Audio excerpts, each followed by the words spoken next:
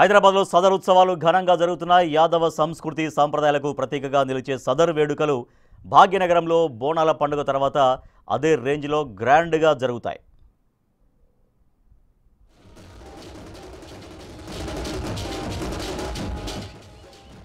దీపావళి తర్వాత సికింద్రాబాద్, హైదరాబాద్లో యాదవ సామాజిక వర్గం ఆధ్వర్యంలో ఈ సదర్ సమ్మేళనం నిర్వహిస్తారు. యాదవులు తమ దున్నపోతుల్లో బలమైన, అందమైన వాటిని ఈ సదర్ ఉత్సవంలో ప్రదర్శిస్తూ సంబరాలు చేసుకుంటారు.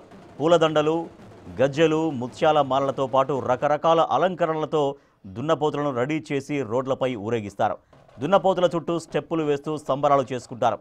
వాటితో కుస్తీలు పడుతూ చేసే విన్యాసాలు, డ్యాన్సులు ఆకట్టుకుంటాయి. సదర్కు వచ్చిన వాళ్ళు కుల మతాలకు అతీతంగా ఒకరికొకరు అలాయి బలాయి తీసుకుంటారు.